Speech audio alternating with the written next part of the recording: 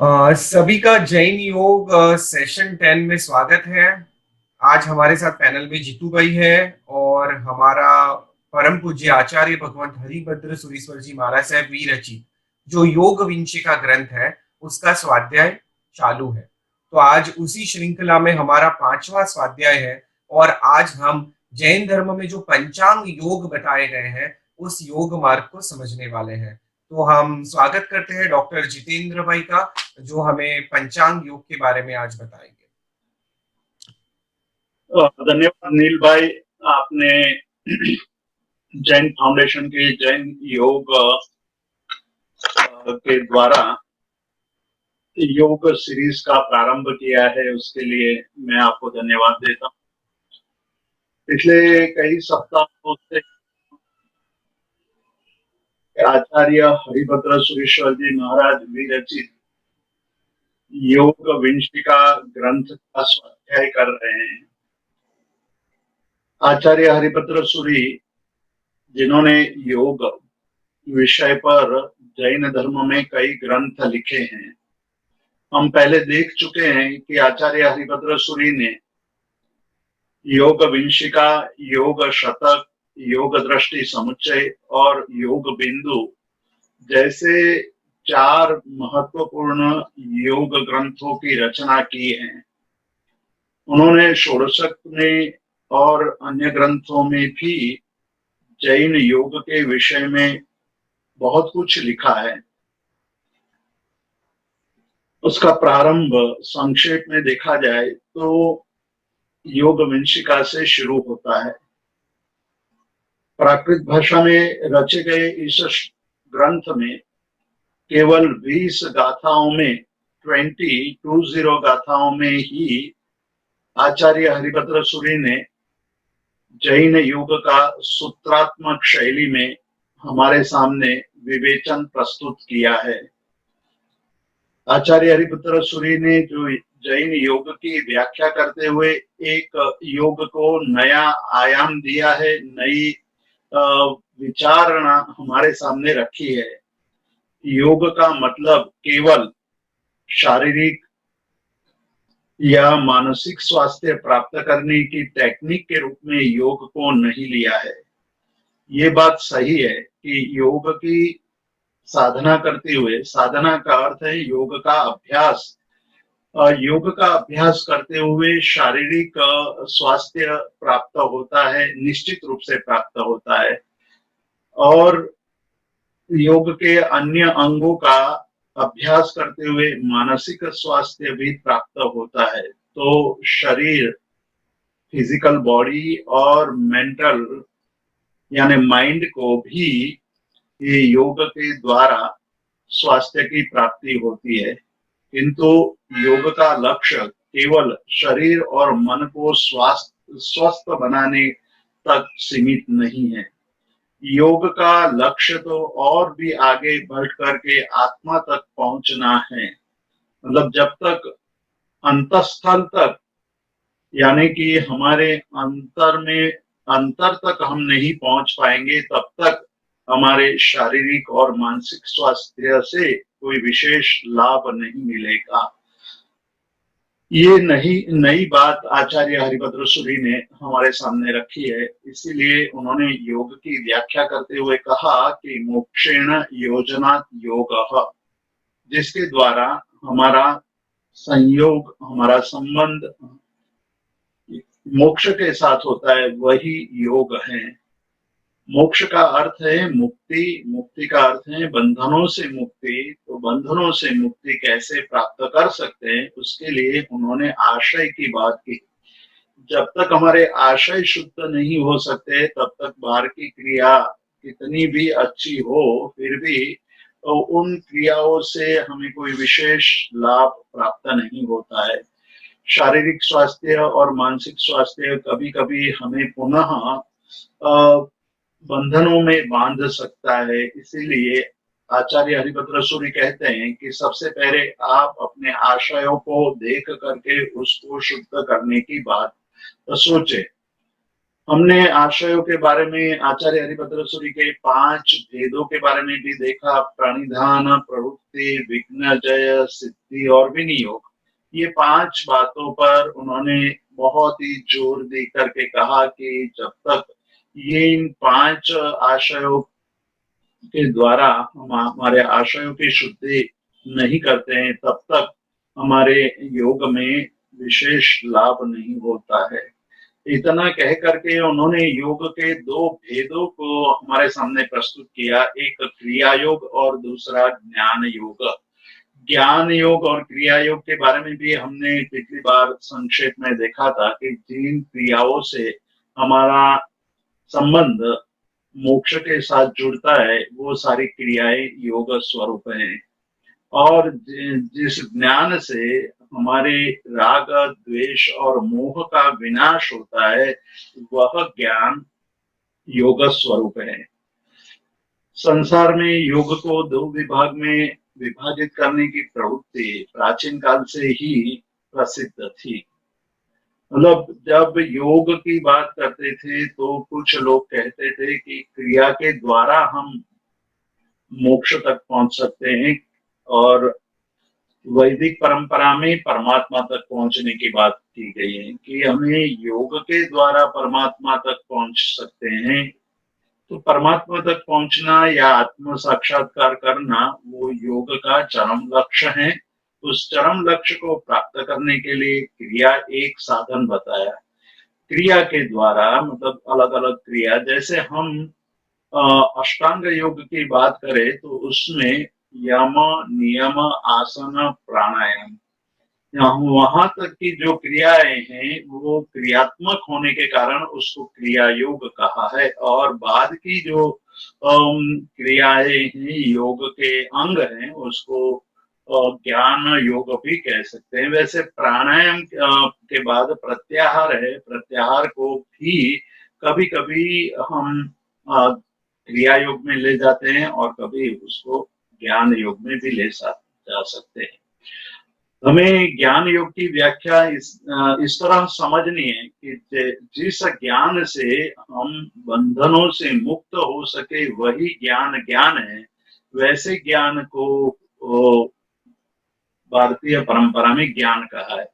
जिस ज्ञान से हमारे जीवन में बंधन बढ़ते हैं वो ज्ञान ज्ञान नहीं है, लेकिन वो ज्ञान अज्ञान है।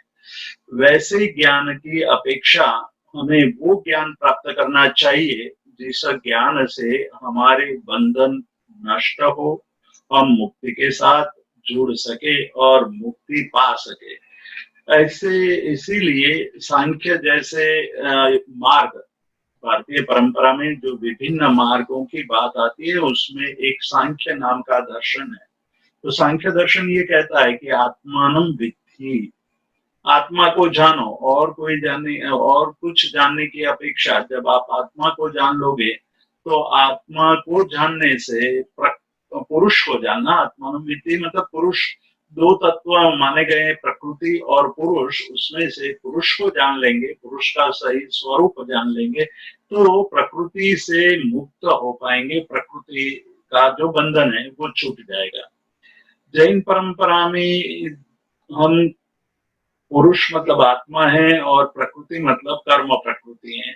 कर्म प्रकृति से मुक्ति पाने के लिए हमें ज्ञान प्राप्त करना चाहिए, और वैसे ज्ञान से या जिस ज्ञान से हमारे कर्म बंधन टूटते हैं वो योग है। तो इस प्रकार ज्ञान योग और क्रिया योग दोनों द्वारा हम मुक्ति तक पहुंच सकते हैं। मुक्ति तक पहुंचने के लिए 2 विधियां, 2 टूल्स हैं। ये दोनों टूल में से किसी एक टूल का हम उपयोग करके एक पद्धति का उपयोग करके हम मोक्ष के साथ जुड़ सकते हैं। तो ये जो कौन इस प्रकार के चारित्र का, इस प्रकार के योग का आचरण कर सकते, अधिकारी का भी प्रश्न आता है कि योग की साधना करने के लिए किसको अधिकारी माना जाए, मतलब योग्यता, क्वालिफिकेशन। इसमें योग्यता है कि जो इस प्रकार के योग का आचरण कर सकता है। आचार्य हरिभद्र सूरी आदि जैनाचार्यों ने ये स्पष्ट रूप से कहा कि जो जीव के विकास की प्रक्रिया है वो बहुत ही सूक्ष्म सूक्ष्मतम बताई गई है। अनादिकाल से जीव इस संसार में परिभ्रमण कर रहा है। परिभ्रमण करते हुए पतन और उत्थान ये निरंतर चला चला आ रहा है। हमेशा उत्थान ही उत्थान नहीं होता है, मतलब प्रगति ही प्रगति नहीं होती है। कभी कभी सीढ़ियां चढ़ते हुए पैर फिसल जाता है तो पुनः वो नीचे आकर गिरता है। नीचे गिरता है तो फिर बहुत समय तक वहां पड़ा रहता है, और जब वो स्वस्थ होता है तो पुनः सीढ़ियां चढ़ने की कोशिश करता है, पुनः ऊपर चढ़ता है और फिर गिरता है। इस प्रकार की पतन और उत्थान की क्रिया भी निरंतर चली आ रही है। लेकिन अभी तक ऐसा कोई कार्य नहीं हुआ जिसके कारण हम केवल उत्थान ही उत्थान की दिशा में आगे बढ़े।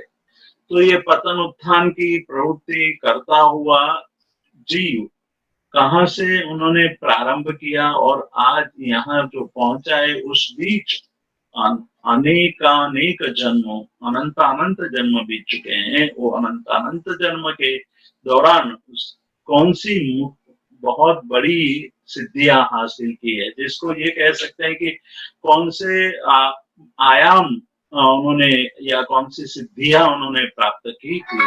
तो जब वो हमें समझ में आ जाएगी बात, तो ये जो ज्ञान योग है उस ज्ञान योग को समझना हमारे लिए सरल हो जाएगा। तो सबसे पहली बात है,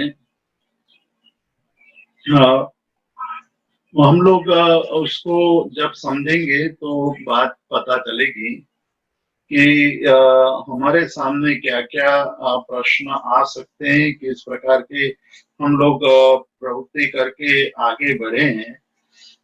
सबसे पहली बात तो ये है कि ये थोड़ा ये जानना आवश्यक है, क्योंकि हमारे ये जो आज जहां तक पहुंचे उस वहां तक पहुंचने में हमने क्या क्या किया था। जैन धर्म के अनुसार बहुत लंबे अरसे तक निगोद की अवस्था में जो जीव का अत्यंत अविकसित रूप है, वहां अनादिकाल से उसी स्थिति में रहा। वहां उनके पास चैतन्य चेतना बहुत अविकसित चेतना के अलावा कुछ भी नहीं था। अज्ञान भी था और मोह भी था। अज्ञान और मोह का साम्राज्य होने के कारण चेतना दबी हुई थी, इसीलिए वहां जितनी प्रगति होनी चाहिए उतनी प्रगति नहीं हो पा रही थी। इस प्रकार वहां बहुत समय तक रहने के पश्चात कर्मों का थोड़ा बहुत कर्म क्षय होने के बाद वो वहां से निकल करके अव्यवहार राशि से व्यवहार राशि में आता है। व्यवहार राशि में भी काफी समय बिताने के बाद पृथ्वी काय, अपकाय, तेवकाय, वायुकाय, वनस्पति काय में परिभ्रमण करता हुआ बेइंद्रिय, तेइंद्रिय, चौतेन्द्रिय, पंचेंद्रिय तक, और पंचेंद्रिय में भी असंगनी पंचेंद्रिय और बाद में संगनी पंचेंद्रिय, मन युक्त पंचेंद्रिय अवस्था को प्राप्त हम हुए हैं। ये एक जीव विकास की शारीरिक अवस्था की दृष्टि से और उसके जो धीरे धीरे प्रगति हुई है उस हिसाब से इसका हमने कथन किया है। लेकिन आत्मिक विकास किस प्रकार से, कहां से, कैसे होता है, वो जानना आवश्यक है। यदि हमें योग की साधना में आगे बढ़ना है तो योग की साधना केवल, मैं कई बार कहता आ रहा हूं और बार बार इसमें हरिभद्र सूरी भी कहते हैं कि योग की साधना केवल शारीरिक मुद्राओं तक सीमित नहीं होनी चाहिए, अर्थात आसन तक सीमित नहीं होनी चाहिए। आसन आवश्यक है, स्थिर सुखम आसनम कह करके उन्होंने आसन को योग का एक अंग माना है। उसके बिना योग की साधना अधूरी रह सकती है। किंतु केवल आसन तक पर्याप्त नहीं है, आसन से बढ़कर के और भी बातें योग में आती है। तो आसन के अलावा क्या-क्या बातें हमें सोचनी चाहिए, क्या-क्या बातें हमें देखनी चाहिए, उसकी बात हमें यहाँ देखनी है कि सबसे पहले तो वो मार्गानुसारी अवस्था में आता है, यानी कि उसका जीवन थोड़े बहुत सदाचार युक्त बनता है।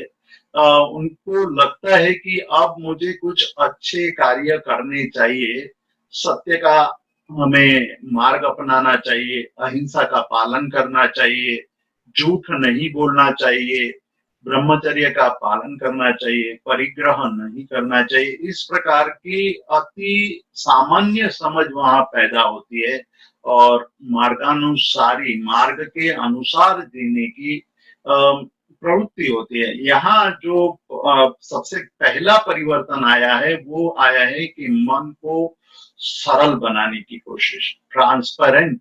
मन सरल बनता है, मन जो सोचता है वही क्रिया करने लगता है, तब मार्गानुसारी। अभी तक जो वक्रता थी, दंभ था, कुटिलता थी, उसके कारण बोलता कुछ और था और करता कुछ और था। ऐसी स्थिति में विकास संभवित नहीं था। यहाँ जो परिवर्तन आया मार्गानुसारी प्रणामी, उसमें उनका मन सरल बनने लगा। मन सरल बनने के बाद अपुनर्बंधक अवस्था, जिसकी चर्चा और आगे विस्तार से आने वाली है, इसलिए मैं उसका विस्तार यहाँ नहीं करता हूँ। अपुनर्बंधक अवस्था से आगे बढ़कर के सम्यक दर्शन की अवस्था आती है और सम्यक दर्शन के बाद देश विरति। देश विरति यानी अब उनको लगने लगता है कि जीवन को अच्छी तरह जीने के लिए और आध्यात्मिक साधना के लिए, स्पिरिचुअल प्रोग्रेस के लिए हमें ये आवश्यक है कि कुछ छोटे मोटे व्रत त्याग के मार्ग पर आगे बढ़े। जीवन में भोजन करके मैंने बहुत कुछ हासिल नहीं किया है जो आंतरिक गुणों के विकास के लिए आवश्यक था। उस बातों को मैंने अभी तक देखा ही नहीं था और वैसे विचार मन में आने लगते हैं और वहीं से व्रत का व्रत के प्रति उनका रुझान उसके भावना बढ़ने लगती है। तब त्याग का प्रारंभ होता है कि भाई केवल भोजन करने से शरीर को पुष्ट करने की जो मैं बात सोच रहा था, वही शरीर धीरे धीरे स्थूल होता गया, मोटा होता गया और मोटे शरीर के कारण प्रमाद बढ़ा और प्रमाद के कारण हर एक जीवन के प्रत्येक कार्य में शिथिलता आ गई और उसके कारण मेरे जीवन में जो मुझे प्राप्त करना चाहिए ऐसी कई बातें मैं प्राप्त नहीं कर पा रहा हूँ। तो वहां से उनके व्रत का पालन करने की शुरुआत होती है, पर यहाँ अभी इतनी ज्यादा साहस और इतना ज्यादा पराक्रम नहीं है कि वो बहुत आगे बढ़ सके, इसलिए थोड़ा थोड़ा प्रारंभ करता है। उसको देश विरति कहा है।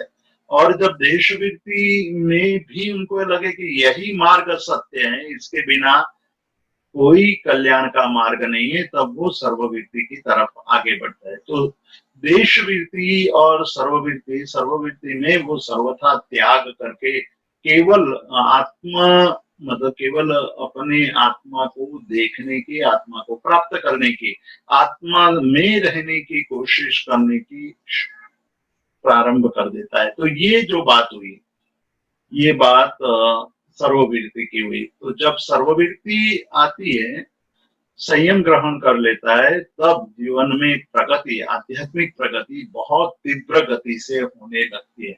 ये एक सामान्य रूप से मैंने आपके सामने बात रखी है। विस्तार से तो कई घंटे तक इस पर हम चिंतन कर सकते हैं, लेकिन अभी उसकी आवश्यकता नहीं है।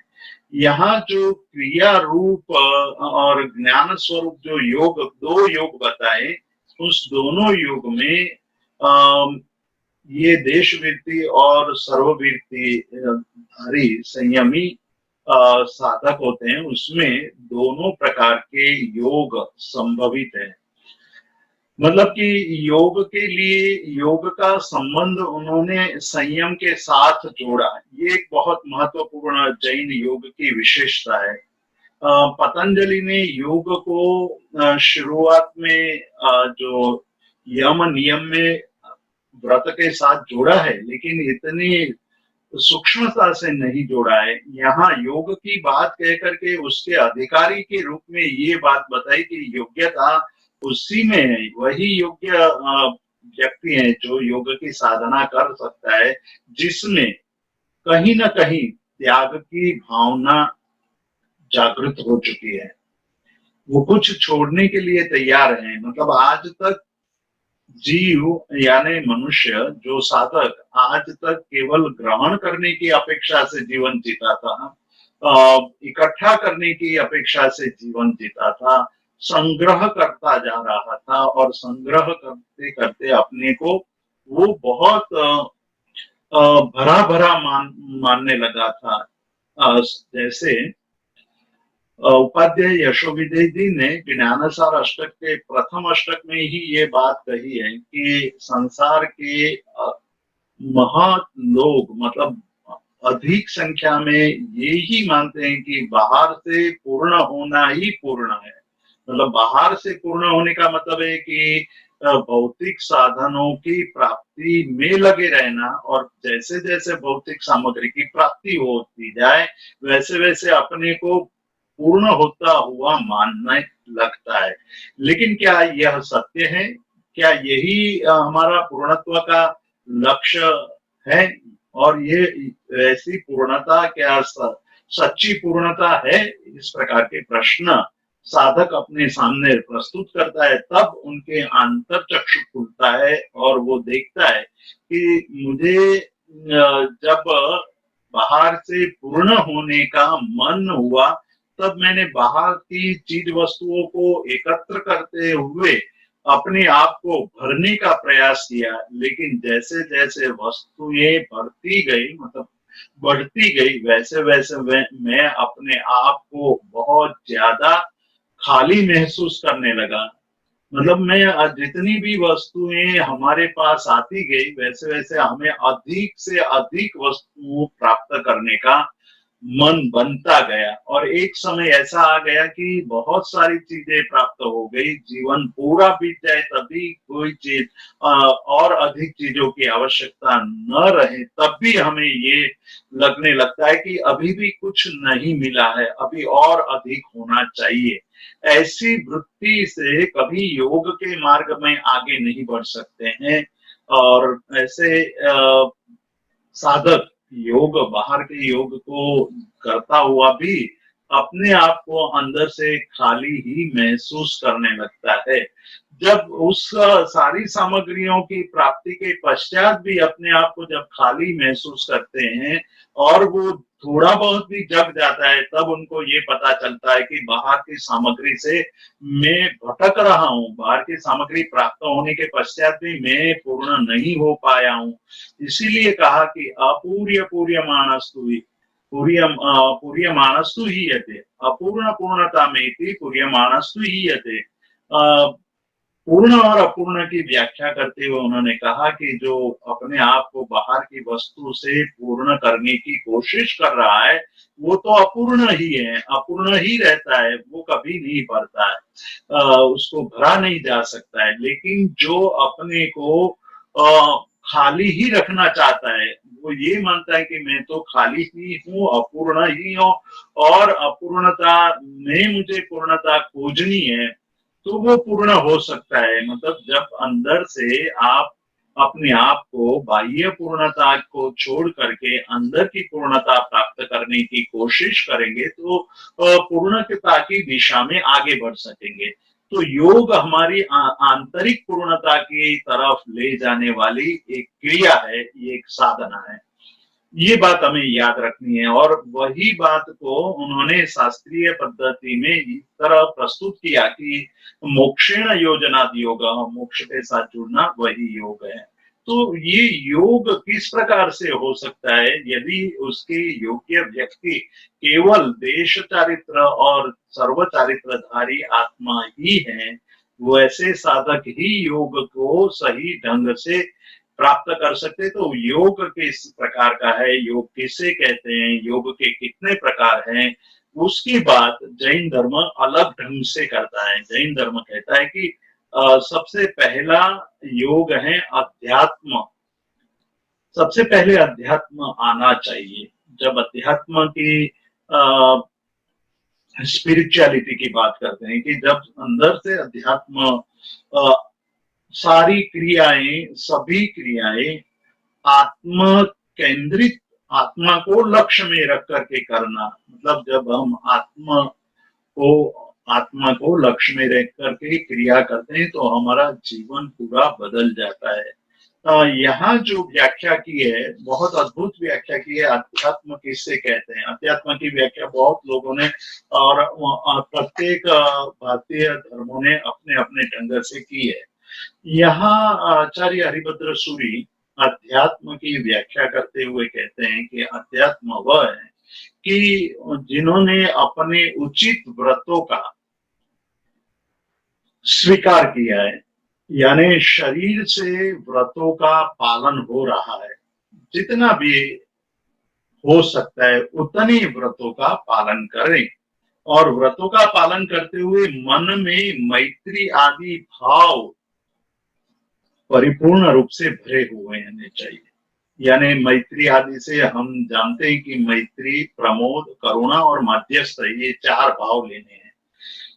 योग किस प्रकार से सिद्ध हो सकता है? योग मार्ग आज पूरे विश्व में जिसकी बहुत प्रशंसा हो रही है, भारतीय संस्कृति का विश्व को ये बहुत बड़ा प्रदान है, सबसे बड़ा प्रदान है कि योग के बिना आज मानव जाति के लिए स्वस्थ रहना बहुत मुश्किल हो सकता है। ऐसे एक प्रक्रिया और आत्मिक स्वास्थ्य प्राप्त करने की ये अद्भुत प्रक्रिया हमें प्राप्त हुई है, वो हमारा सबसे बड़ा सौभाग्य है। लेकिन क्या योग हम सही ढंग से करते हैं, और योग, सही योग किसे कहते हैं, उसका हमें परीक्षण करना चाहिए, उसका चिंतन करना चाहिए।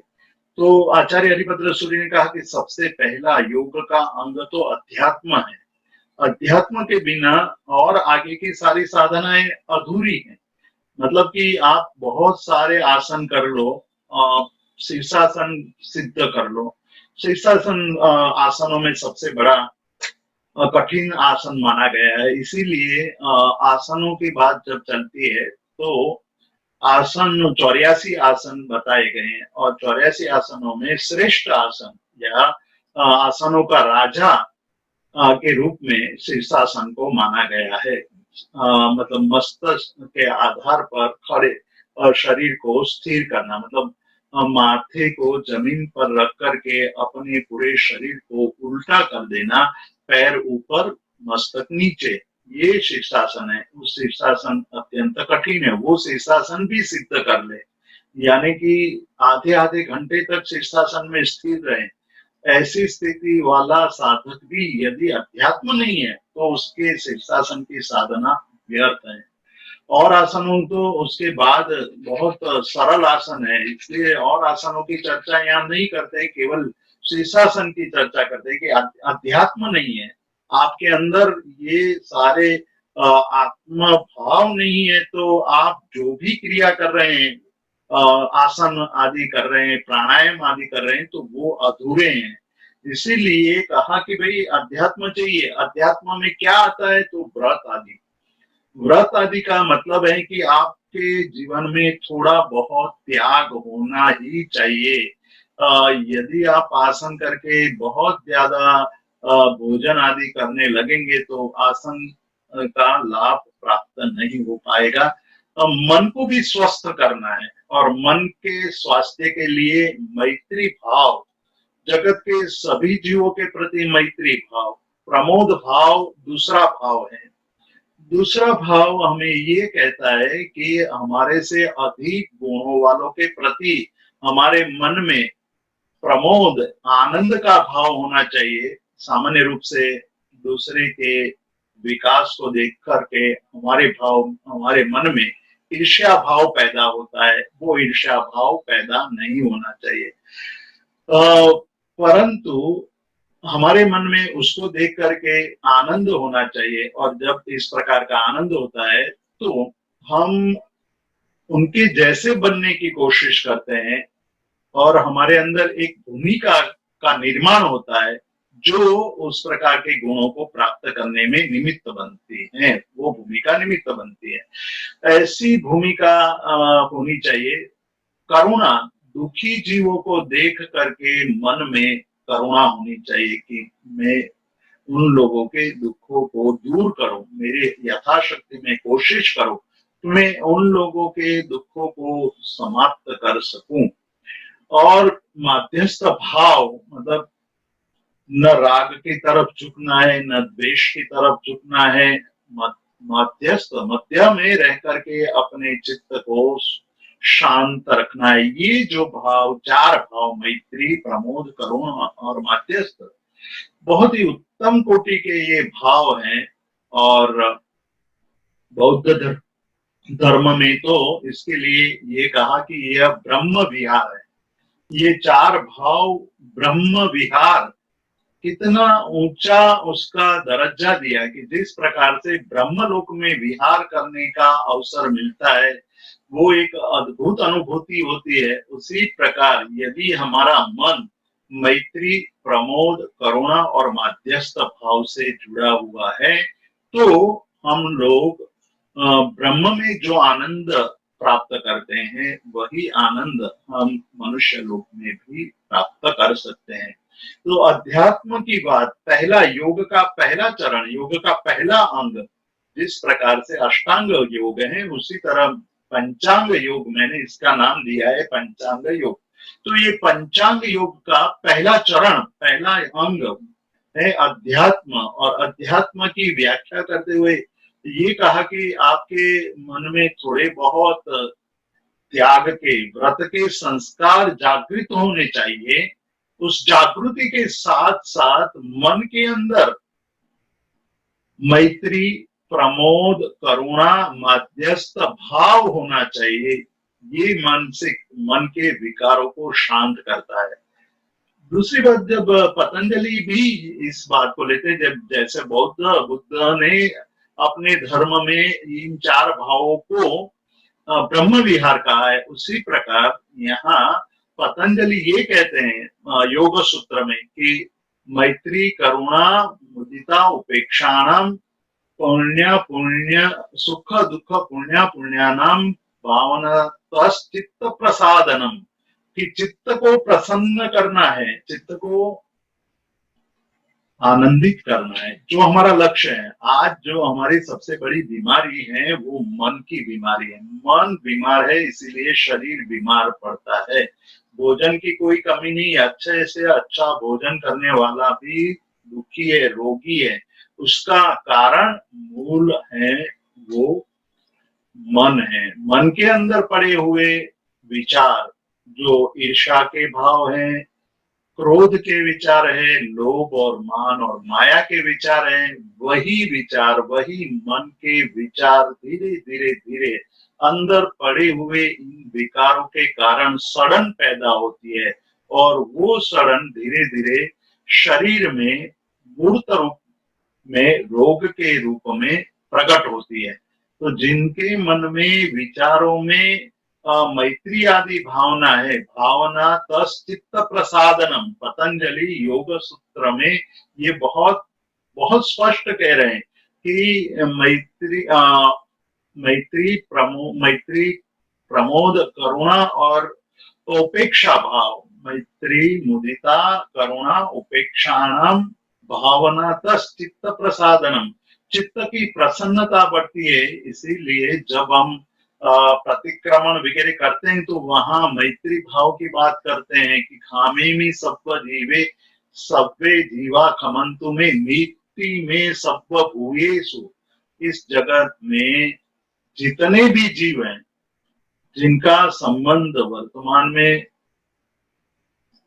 हुआ है या नहीं, लेकिन अनादिकाल के परिभ्रमण में अनंत अनंत जीवों के साथ हमारा परिचय हुआ है और उस परिचय में हमने किसी के साथ कोई वैर भाव बांधा है तो उसका भी क्षय करने का मतलब मन की अंतस्तर तक पहुंच करके विकारों का शमन करना, और मैत्री आदि भावना से मन को भावित करना, यही चित्त की प्रसन्नता के सूत्र हैं। चित्त यदि प्रसन्न है तो हमारे मन में पवित्रता बढ़ती जाएगी, और ऐसे चित्त के द्वारा, अब देखिए अध्यात्म की व्याख्या कितनी सूक्ष्म ढंग से यहाँ करते हैं कि एक तो त्याग की भावना होनी चाहिए, त्याग करना चाहिए।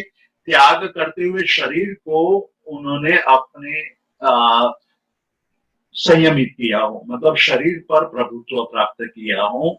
दूसरी बात करते हैं, मन पर प्रभुत्व पाने के लिए ये मैत्री, प्रमोद, करुणा और मध्यस्थ, ये चार भावों को भाता हो, प्रतिदिन भाता हो, और अपनी प्रत्येक व्यवहार के प्रसंग में वो भाव झलकने चाहिए। मतलब केवल ये बोल देना कि मित्ते में सब भूयेषु, या यह बोल देना कि हाँ शिवमस्तु सर्व जगत परहित निरता भवन्तु भूतगणा दोषा प्रयान्तु नाशम सर्वत्र सुखी भवन्तु लोका, ये मात्र बोल देने से, ये रट लेने से, या यही सूत्र कोई माला जप लेने से कोई विशेष लाभ नहीं होता है। हमारे मन के प्रत्येक कोने में ये भाव प्रकटना चाहिए, मतलब उसका ध्वनि हमारे जीवन में झलकना चाहिए। मतलब हम किसी के साथ व्यवहार करते हैं तो मैत्रीपूर्ण व्यवहार होना चाहिए। किसी गुणवान व्यक्ति को देखे तो हमारे मन में उनके प्रति प्रमोद भाव पैदा हो जाना चाहिए। हमें ये भाव उत्पन्न होना चाहिए कि मैं भी ऐसा बनूं, उनके जैसा, मेरा आदर्श यही होना चाहिए। और उनकी साधना का हमें स्तुति करते हुए प्रणाम करना चाहिए, और दुखी जीवों को देख करके हमें उनके प्रति पीड़ा नहीं होनी चाहिए। हमको ये नहीं होना चाहिए कि वो यहाँ से हट जाए, ये कहाँ भटक गया, यहाँ क्या टपक गया, ऐसा भाव नहीं आना चाहिए। किंतु उनके दुख को दूर करने का करुणा भाव, तो ये बातें बहुत सरल है, कई बार आप लोगों ने सुनी भी होगी, मैं उसका विस्तार नहीं करना चाहता हूँ। लेकिन अध्यात्म की भावना के साथ ये तीन बातें जुड़ी हैं, व्रत, मैत्री आदि भावना, और ये मैत्री आदि भावना से भावित जो मन है, उस मन के अंदर तत्व चिंतन, जब मन विकारों से शांत हो गया हो, विकारों से रहित हो गया हो, तब जो तत्व चिंतन होता है, वो तत्व चिंतन बहुत ही गहन, गंभीर और स्वस्थ रूप से होता है। तो जीवादि तत्वों का चिंतन, जीव क्या है, अजीव किससे कहते हैं, आश्रव क्या है, पुण्य क्या है, पाप क्या है, ये जब हम मैत्री आदि से पवित्र मन के द्वारा यदि ये चिंतन करते हैं, तब अध्यात्म माना जाएगा। इस प्रकार से अध्यात्म की बात को, अध्यात्म की व्याख्या को एक नया स्वरूप यहाँ आचार्य हरिभद्र सुरीत देते हैं कि योग का प्रारंभ यहीं से होता है। यदि आपके जीव मन में मैत्री आदि भाव नहीं है, थोड़ा बहुत शरीर में त्याग का अभ्यास नहीं है, और तत्व चिंतन नहीं है, तो आगे की भूमिका में पहुंचना बहुत मुश्किल है।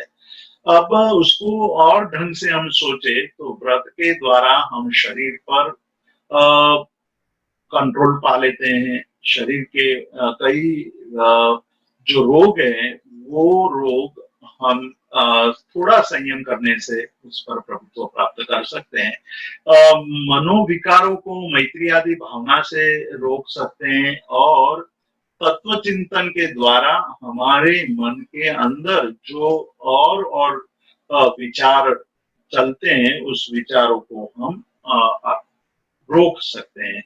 तो इस प्रकार से अध्यात्ममय जीवन बनता है, तो व्यवहार में भी एक नए प्रकार का आनंद का अनुभव होने लगता है।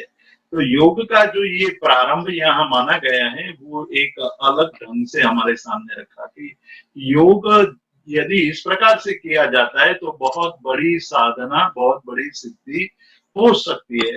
उसके बाद योग का दूसरा अंग आता है। दूसरा अंग है भावना।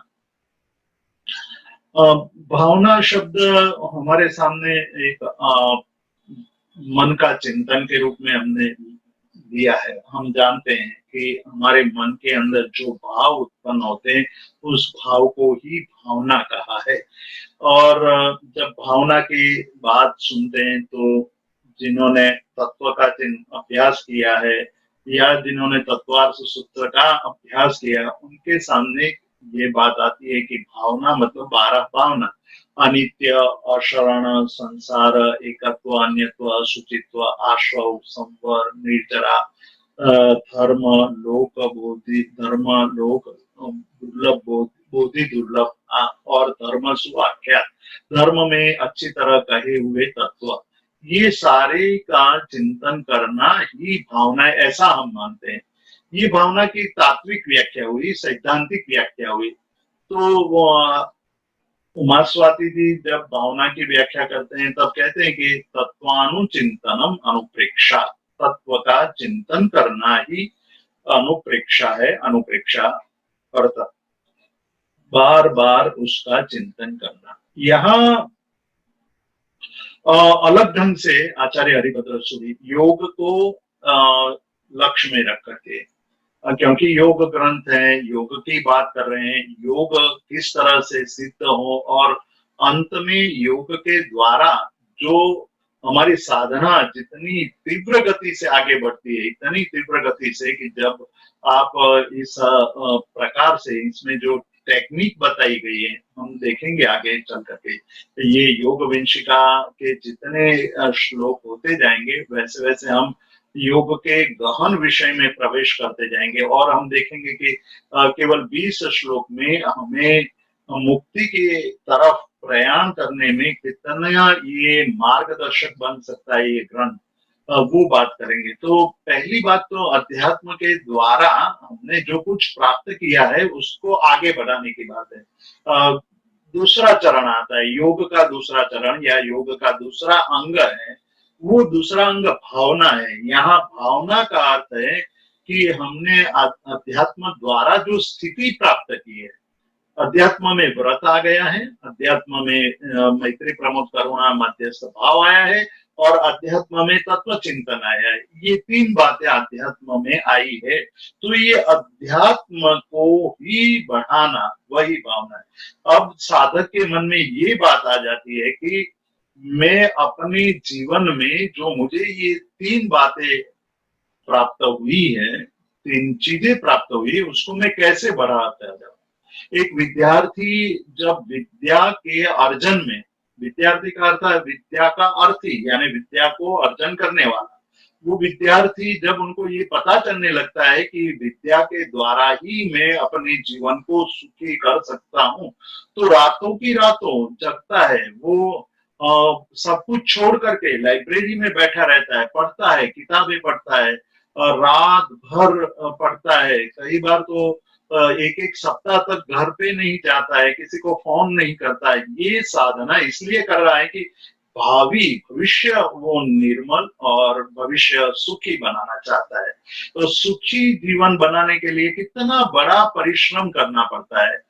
और जब वो व्यवसाय करने लगता है तो उनके सामने ये बात आने लगती है कि व्यवसाय के द्वारा, बिजनेस के द्वारा मैं जितना अधिक परिश्रम करूंगा उतना ही मुझे अधिक पैसा मिलेगा, जितना अधिक पैसा मिलेगा उतना ही मैं जल्दी निवृत्त रिटायर्ड हो पाऊंगा और रिटायर्ड होकर के पूरे विश्व में परिभ्रमण कर पाऊंगा, अपने शौकों को पूरा कर पाऊंगा, अपने आनंद को मैं लूट पाऊंगा और सुख से जीवन जी पाऊंगा। इसलिए वो और परिश्रम करने लगता है और परिश्रम करते हुए धन को अर्जित करता है।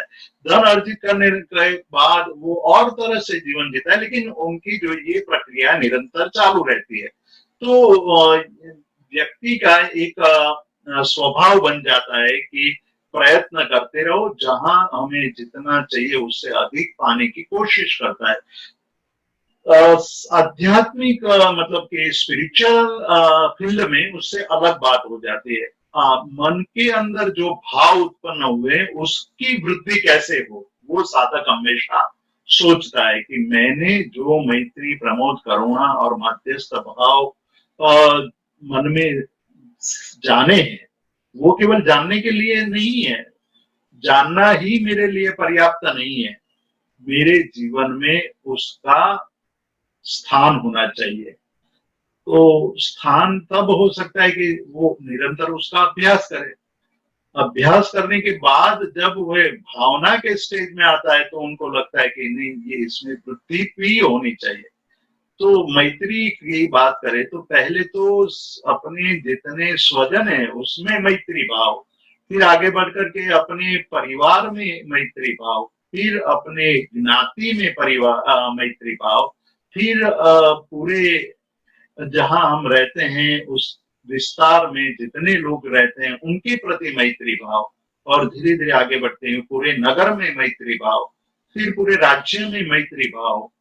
तो ये जो वृद्धि होती है तो उस वृद्धि के कारण उसको आनंद आता है, उसको लगता है कि मैं कहीं आगे बढ़ रहा हूँ।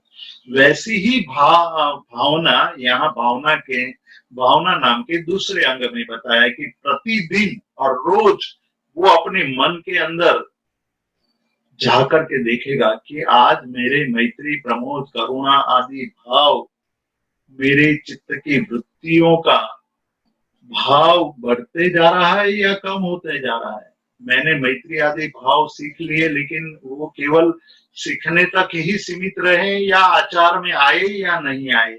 आचार में नहीं आए तो उसके क्या कारण है, मेरी वृत्तियां कहाँ, मेरे मन में मतलब जो भाव पड़े हैं वो किस तरह भाग रहे हैं, ये दूसरे स्टेज में, मतलब भावना के स्टेज में अपने आप को अंदर से देख करके अपनी साधना को आगे बढ़ाने के लिए प्रगति करने की कोशिश करता है, उसको और आगे ले जाने की कोशिश करता है। तो जो भावना है वो उसमें अध्यात्म में प्राप्त जो स्थिति है उस स्थिति को वृद्धि करने की सतत चिंता यानी कि चिंतन, सतत प्रयत्न, वही भावना नाम का दूसरा अंग है।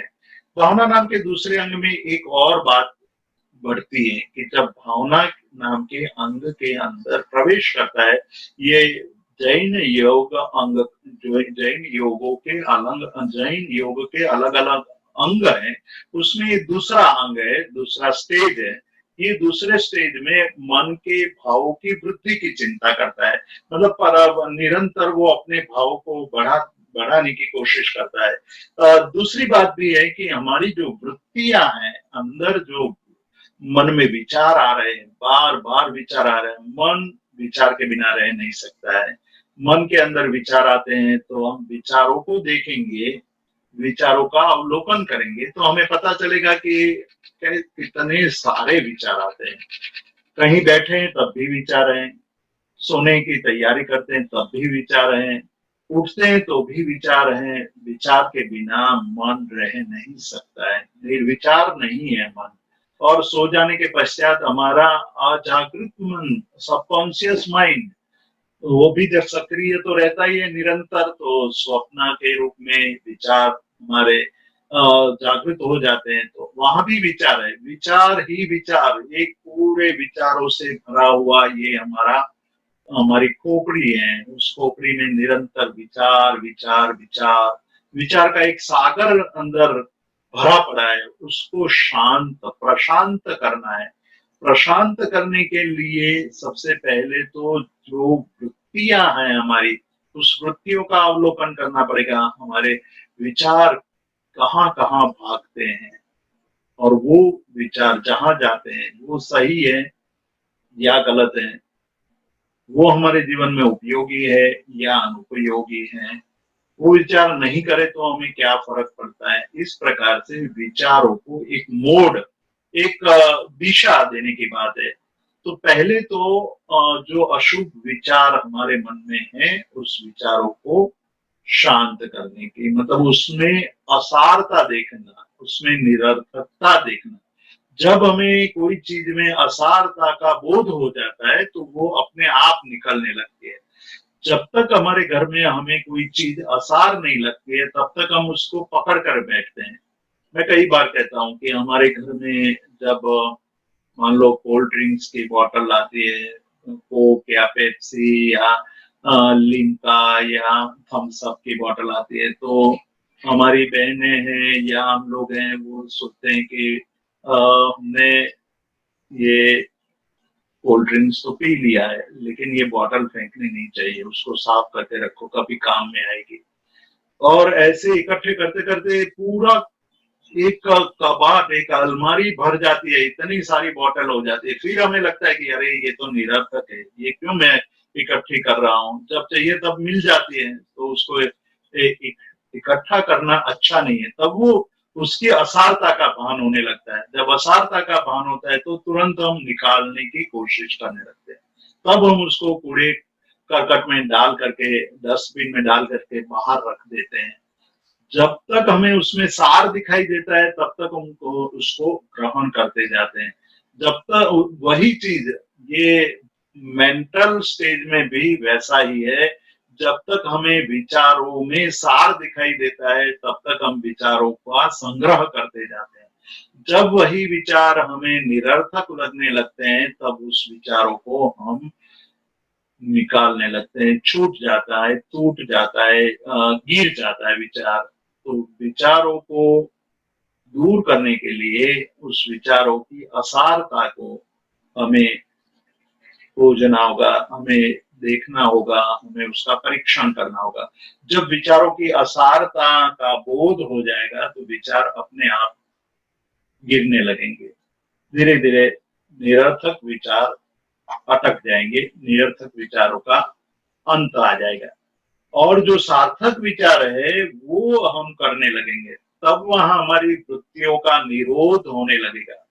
वृत्ति मतलब विचारों से वृत्ति बनती है, विचार वृत्तियों से प्रवृत्ति होती है, प्रवृत्ति से हम और ज्यादा सक्रिय हो जाते हैं, सक्रिय हो जाते हैं तो हमारा पूरा समय उसी को प्राप्त करने में या तिरस्कार करने में बीत जाता है। तो इस प्रकार से हमारे जीवन का पूरा समय इसी प्रकार निकलता जाता है, व्यर्थ होता जाता है।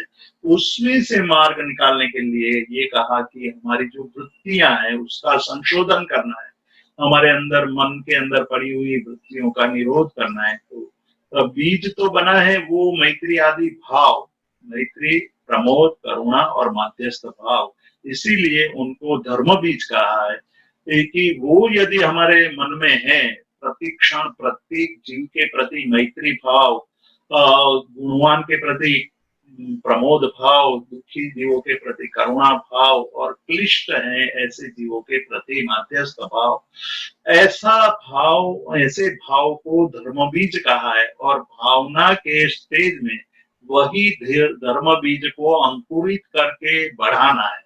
मतलब जिस प्रकार से बीज को जमीन में बो करके उसको पानी पिलाते हुए उस बीज से वृक्ष और वृक्ष से उसका फल तक की अवस्था तक हमें पहुंचाना है। तो पहले तो जब बीज होता है, जो बीज जमीन में बोया जाता है, तो उसकी रक्षा, सुरक्षा करना आवश्यक है और उसको प्रवर्धमान बनाना आवश्यक है।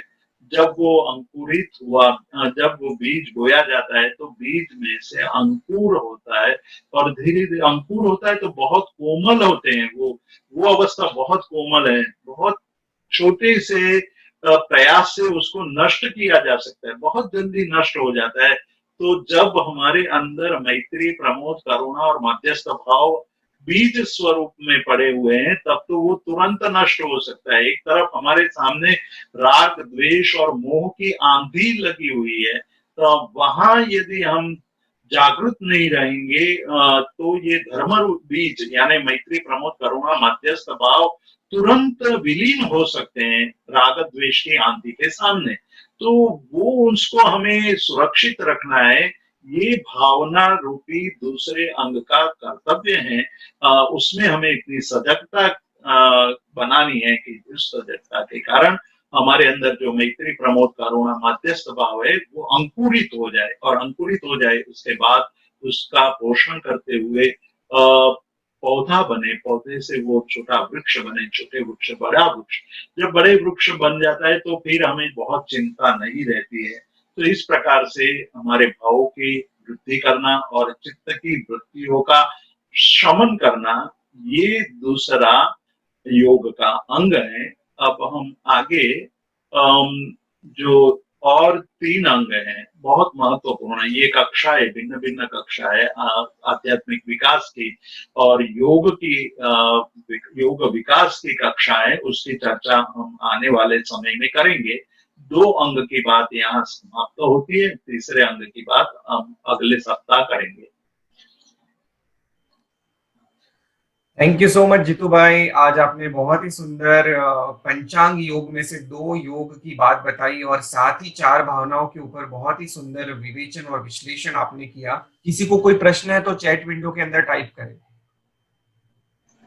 दुष्यंत शाह जी, मैंने आपको पैनल के ऊपर लिया हुआ है, आप प्रश्न आपका पूछ सकते हो। हेलो। हाँ दुष्यंत जी। भाई प्रणाम। हाँ प्रणाम दुष्यंत भाई। हाँ, હવે મૈત્રી, કરુણા, પ્રમોદિતા અને કૃતજ્ઞતા, એટલે કૃતજ્ઞતા અને મધ્યસ્થ ભાવ સેમ કહેવાય અને કે જુદું કહેવાય? हाँ, मध्यस्थ भाव और कृतज्ञता के भाव में बहुत अंतर है। कृतज्ञता का भाव मतलब किसी हमारे उपकार किया है, उस उपकार का बोध, वो कृतज्ञता है। और मध्यस्थता का अर्थ है किसी को हमने समझाया कि ये काम गलत है, उसको नहीं करना चाहिए, किंतु वो मान नहीं रहा है। वो वही बात दोहरा रहा है, वही कार्य करता रहा है। उस समय हमारे मन की स्थिति, उनको बार बार वो गलत काम करते हुए देख करके हमें पीड़ा भी हो सकती है, हमें क्रोध भी आ सकता है, हम उसको डांट भी सकते हैं। इस प्रकार विभिन्न भाव उत्पन्न होने की संभावना वहां बनती है। उस समय कहते हैं कि अपने मन को स्थिर रखना और मन को ये बात समझाना कि यदि मेरा पुण्य होता तो मेरी बात को वो नहीं टालता। ये पुण्य की मैं उनको समझा पाता हूँ, उनको गलत काम हुए उस समय अपने आप को है ना, तो मतलब मन में और कोई दुर्भाव नहीं होने देना, वो माध्य स्वभाव है। हाँ, क्योंकि बौद्धिज्म में मैत्री, करुणा, प्रमोदिता और कृतज्ञता कहा है, और यहाँ पे हमारे वहाँ मैत्री, करुणा, प्रमोदिता एंड मध्यस्थ भाव कहा है। नहीं, मैत्री बुद्धिज्म में कृतज्ञता नहीं, उपेक्षा है। मैत्री, प्रमोद, करुणा, उपेक्षा, उपेक्षा भाव कहा है कि भाई अब मान है तो उसकी उपेक्षा करो, अब आप छोड़ दो, उसके पीछे बहुत ज्यादा समय मत बिगाड़ो। फिर कृतज्ञता अलग भाव है। बिल्कुल बिल्कुल। तो इसी के साथ जगत के सभी जीवों का कल्याण हो, जगत के सभी जीव हमारे मित्र है, कोई भी हमारा वैरी नहीं है, इस भावना के साथ प्रार्थना। अणु परमाणु शिव बनी जाओ, आखा विश्व मंगल थाओ, सर्वे जीवो मुक्षे जाओ। कामेमि सव्व जीवे सव्वे जीवा खमन्तु मे, मित्ति में सव्व भूयेषु वैरम मज्जन केणि। सर्वथा सौ सुखी थाओ, पाप ना कोई आचरो, राग द्वेषति मुक्त बनीने, समता सौ समाचरो।